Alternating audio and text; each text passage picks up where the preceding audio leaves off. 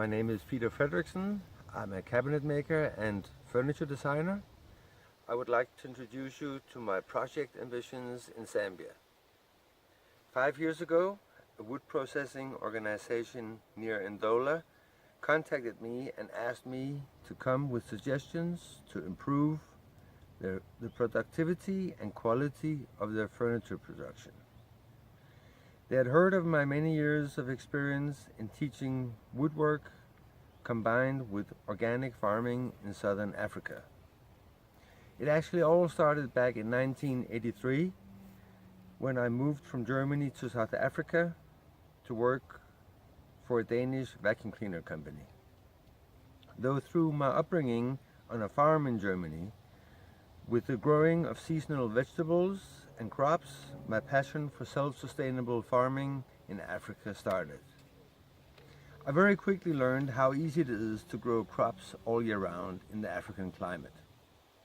All I needed was to collect rainwater for the dry season and use organic fertilizers. In the duration of my 2-year stay in South Africa, I though completely lost interest in vacuum cleaners, but instead developed a strong interest in producing durable furniture combined with organic farming in Africa. After the 2 years in South Africa, I returned to Germany and completed a 4-year course in furniture manufacturing. Immediately after I got my diploma, I became self-employed and started producing custom designed furniture and interior decorations. My first order was for the King of Saudi Arabia at the time, and soon after I was doing work for the lawyer of Michael Jackson in Germany and also some work in England. These very challenging orders, amongst many others, opened my business opportunities not only in Germany but other European countries. But instead of expanding my business in Europe or Germany, I decided to move back to Africa. My interest in vocational training actually started in 1990 back in Germany, but really became my passion when I was given the opportunity to assist with vocational training in Namibia. I learned that especially women, disadvantaged and vulnerable people, did not have much of a chance to explore their talents in Namibia at the time.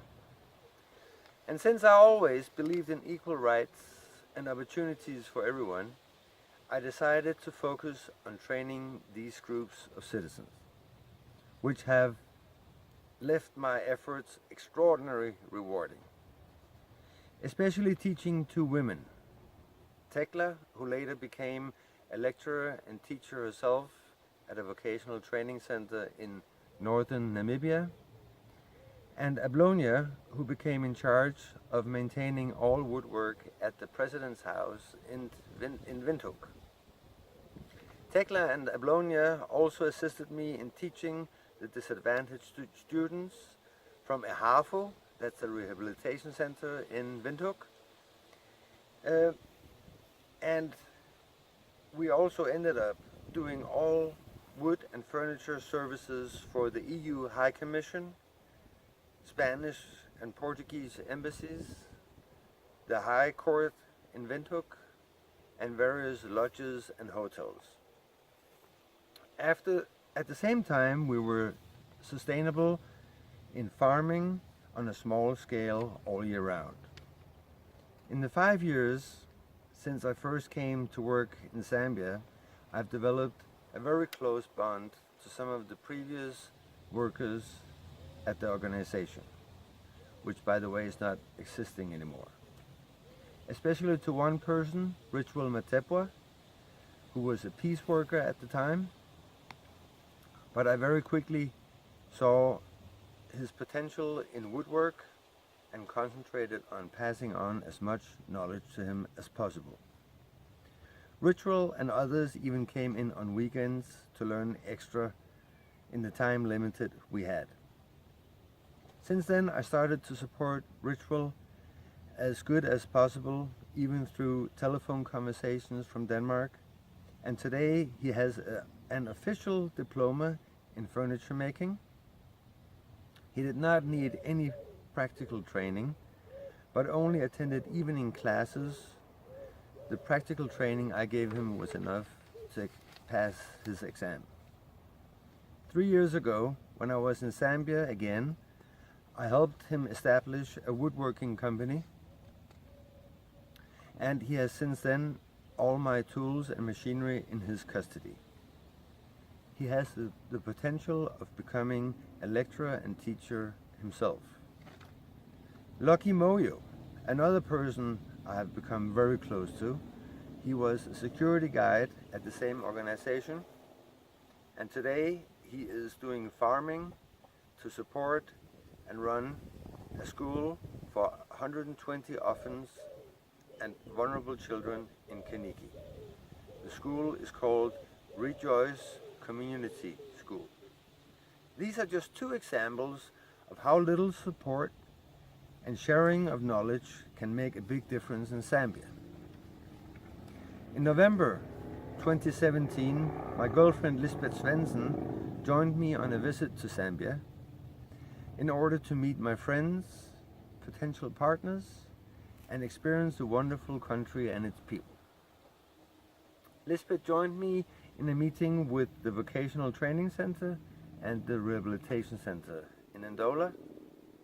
We discussed our project ambitions with the principal and the vice principal and came to realize that we share the same passion.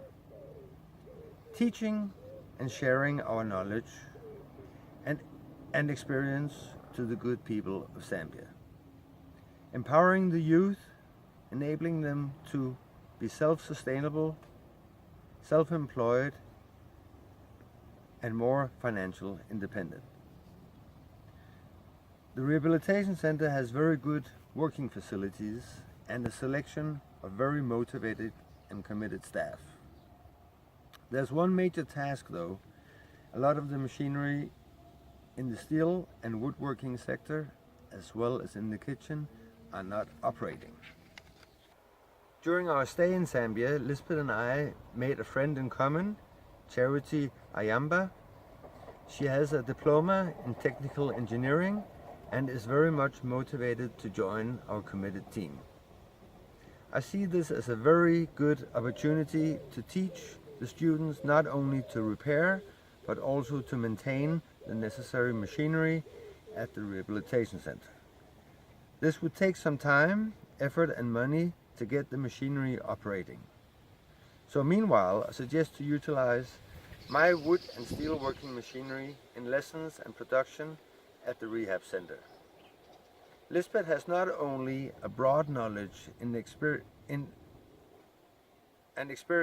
in producing handmade jewelry worldwide, but also in simple bookkeeping, budgeting, advertising, and marketing of self-made products. This is the foundation of teaching people the practical part in becoming self-sustainable, self-employed, and more financial independent. Our project aims towards lifting the living standard of the less fortunate in Zambia. This includes self-sustainable organic farming after the permaculture principles, for example, farming all year round by collecting rainwater for the dry season, using the available organic fertilizers, and many other aspects which will empower Zambians with the opportunity of becoming self-sustainable.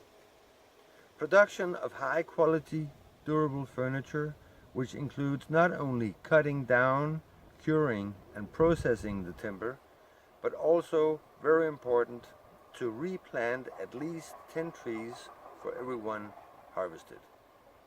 Production of any local needed steelwork, for example grill doors, teaching how to make not only a business but also a private budget, bookkeeping, marketing, and launching of own products, not only for the local markets but also for exporting purposes. Today, too many products products which could be manufactured locally are imported even from neighboring countries. Even the traditional African comb is imported from Malawi, and very much furniture from South Africa, which I believe Zambia can produce of much higher standards. Zambia has so many natural resources which should be produced locally instead of being exported raw. Repairing and maintenance of machines, tools and accessories is vital knowledge to stay self-sustainable. In general, a combination of European and African craftsmanship and knowledge could provide a livelihood for many Zambians. Thank you.